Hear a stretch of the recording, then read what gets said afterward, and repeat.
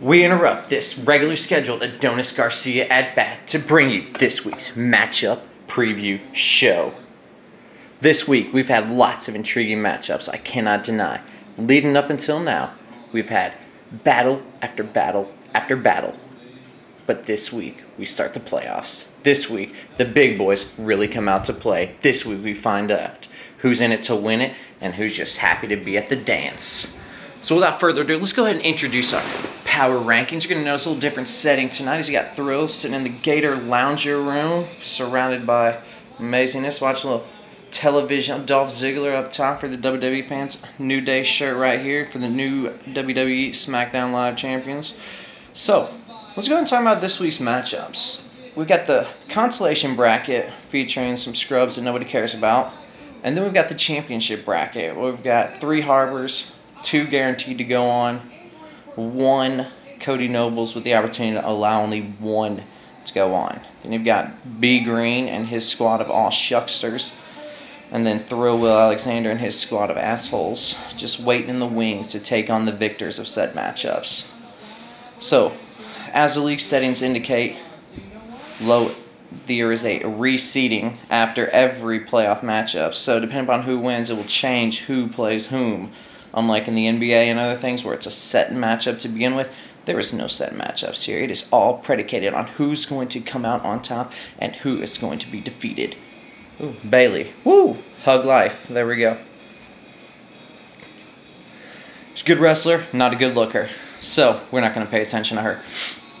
We are going to go ahead and hit our first matchup. It's Tuesday, so I know we've already had some action. I'm not real sure what's going on in most of the matchups. Haven't paid attention, seeing as how I'm on a bye. So I'm going to go ahead and talk about D-Harb versus B-Harb, a.k.a. Kamish, a.k.a. Asshole Bedell, a.k.a. Bad Dell.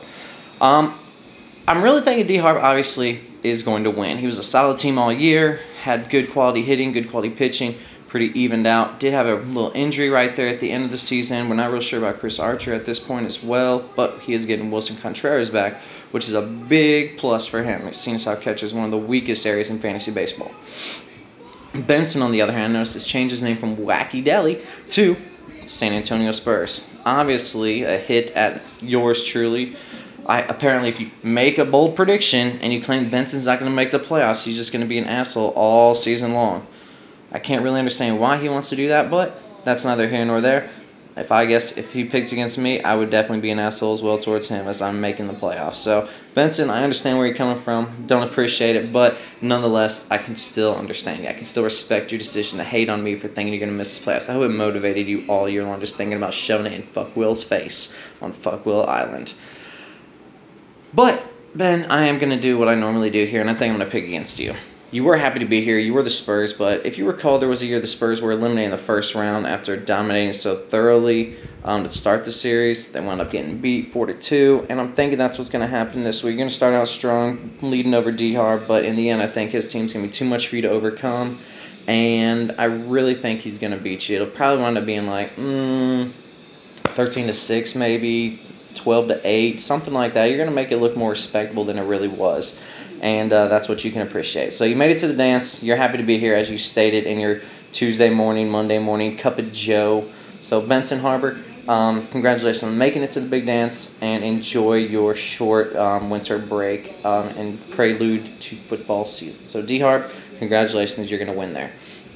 And next up, we've got A-Harb and Code Nobes, a matchup of folks from Jacksonville representing the Jaguars. First place, over 500 for the first time in 5 years, Jacksonville Jaguars. So, obviously, being from Jacksonville for a little bit, not from Jacksonville, but living in Jacksonville for 3 years, got some love for the Jags, was there, saw them the first time. They made the playoffs when they beat the Saints on a missed field goal. That was phenomenal at One Alltel Stadium. I'll never forget that day.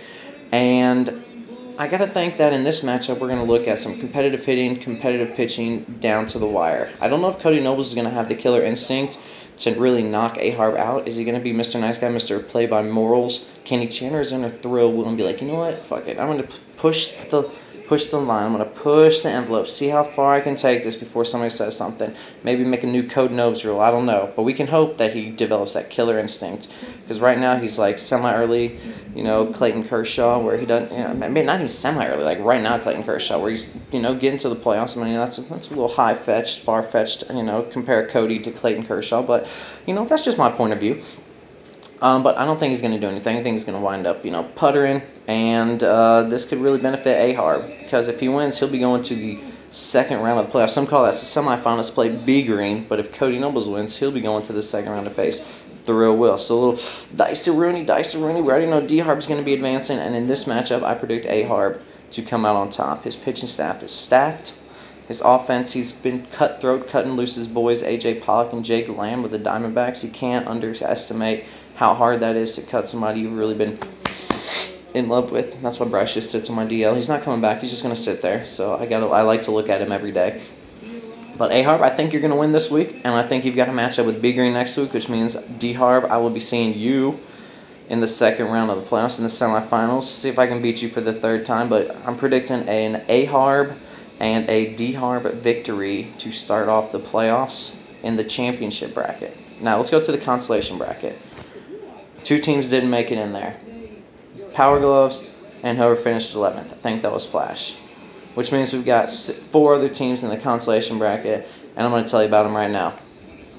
Don't give a fuck, don't give a fuck, don't give a fuck, don't give a fuck. Your teams are locked, you lost, sorry to let you know. Still, good job on competing all season. That's it for Thrill Will. Go A-Harb, go D-Harb, make me look good. Fuck Ben, gotta be Ben. Peace out.